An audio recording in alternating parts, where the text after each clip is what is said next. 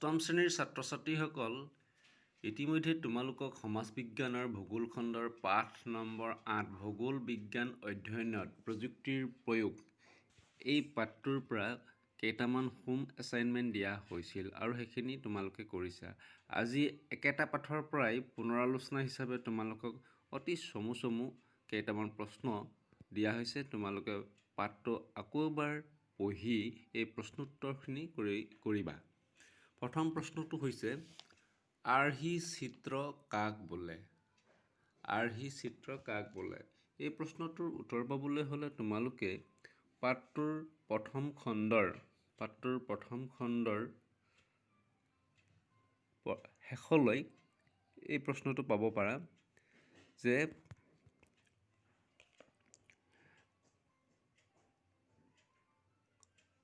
মানচিত্ৰ অংকনৰ ক্ষেত্ৰত স্কেল অপৰিহাৰ্য।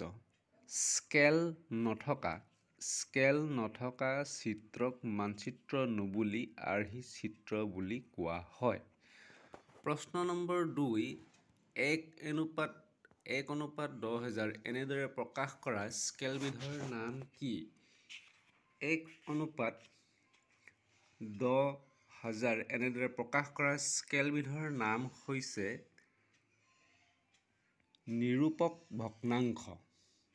প্ৰশ্ন নম্বৰ 3 GIS আৰু GPS-ৰ সম্পূৰ্ণ অৰ্থ লিখা।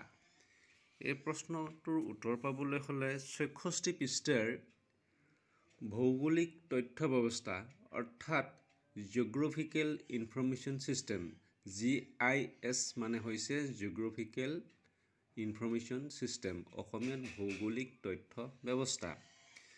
আৰু GPS-ৰ সম্পূৰ্ণ অৰ্থ হৈছে গ্ল'বেল পজিশ্যনিং ছিষ্টেম অৰ্থাৎ গোলকীয় স্থান নিৰ্ণয়ন ব্যৱস্থা।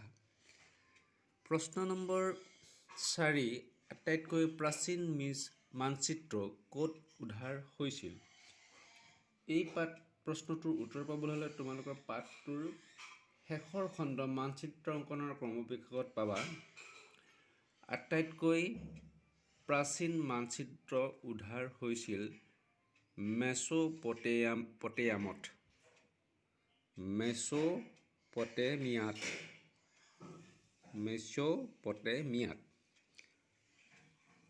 প্ৰশ্ন নম্বৰ 5 দ্ৰাঘিমাংশ আৰু অক্ষাংশৰ ভিত্তিত কোনে প্ৰথমতে মানচিত্ৰ অংকন কৰিছিল? দ্ৰাঘিমাংশ আৰু অক্ষাংশৰ ভিত্তিত প্ৰথমতে টলেমিয়ে মানচিত্ৰ অংকন কৰিছিল। প্ৰশ্ন নম্বৰ 6 ভাৰতত বিজ্ঞানসন্মত মানচিত্ৰ প্ৰস্তুতিৰ সূচনা কোনে কৰিছিল? ভাৰতত বিজ্ঞানসন্মত মানচিত্ৰৰ প্ৰস্তুতি ইংৰাজসকলে প্ৰথমে সূচনা কৰিছিল। আজি তোমালোকৰ কাৰণে এইকেইটাই প্ৰশ্নোত্তৰ আছিল।